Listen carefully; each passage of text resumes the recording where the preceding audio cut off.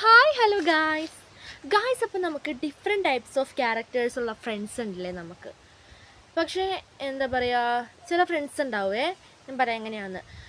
അവർ നമ്മളോട് നല്ല രസത്തിലായിരിക്കും മിണ്ടുന്നതൊക്കെ, പക്ഷേ അവരുടെ സ്വഭാവം എന്ന് പറഞ്ഞിട്ടുണ്ടെങ്കിൽ മറ്റുള്ളവർ പറയുന്നത് കേട്ടിട്ട് നമ്മളോട് മിണ്ടും, മറ്റുള്ളവർ പറയുന്നത് കേട്ടിട്ട് നമ്മളോട് പിണങ്ങും.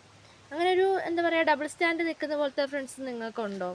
ഇപ്പോൾ അവരുടെ ഒരു സ്വഭാവം എന്ന് പറഞ്ഞിട്ടുണ്ടെങ്കിൽ അവർ മറ്റുള്ളവരെന്താണോ നമ്മളെപ്പറ്റി പറയുന്നത് ഇതവർ പക്ക അതേതങ്ങ് വിശ്വസിച്ചിട്ട് നമ്മളെ ആ രീതിക്ക് കണ്ടിട്ട് നമ്മളോടുള്ള ഫ്രണ്ട്ഷിപ്പൊക്കെ അവരങ്ങോട്ട് ഒഴിവാക്കും. അത് ഭയങ്കര വിഷമാവും ആർക്കാന്ന് ചോദിച്ചിട്ടുണ്ടെങ്കിൽ.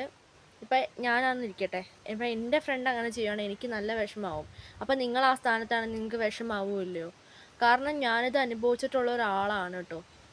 അപ്പം നമ്മളെ മേത്തില്ലാത്ത, അതായത് നമുക്ക് ഇല്ലാത്ത തെറ്റുകളൊക്കെ പറഞ്ഞ് അവരെ പിടിപ്പിച്ചിട്ട് നമ്മളിൽ നിന്ന് മാറ്റി മാനിപ്പുലേറ്റ് ചെയ്തിട്ട് അവരിലേക്കാക്കും. അപ്പോൾ ഇവരെന്ത് ചെയ്യും? ഇത് കേട്ടത് ഇവരെല്ലാം അത് വിശ്വസിക്കും. സത്യം പറഞ്ഞാൽ ഇവരത് കണ്ടോ കേട്ടോ ഒന്നുമില്ലല്ലോ.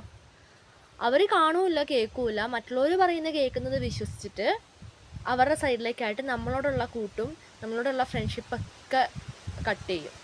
അപ്പോൾ സത്യം പറഞ്ഞാൽ നമുക്ക് വിഷമാവും. എനിക്ക് സത്യം പറഞ്ഞാൽ ദേഷ്യം വരുന്നത് എൻ്റെ ഈ മാറിപ്പോയ ഫ്രണ്ടിനോടാണ്. മാറ്റാൻ ശ്രമിച്ചവനോട് എനിക്ക് ദേഷ്യം വരില്ല നല്ല വരും. എങ്കിൽ ഏറ്റവും കൂടുതൽ ദേഷ്യം വരുന്നത് ഈ മാറിയവനോടാണ്. ഇവൻ എന്തിനാണ് ഇവരും പറയുന്നത് കേട്ടിട്ട് കേൾക്കാൻ നിൽക്കേണ്ട ആവശ്യം ഇവനോ അല്ലെങ്കിൽ ഇവൾക്കോ ഇല്ലല്ലോ.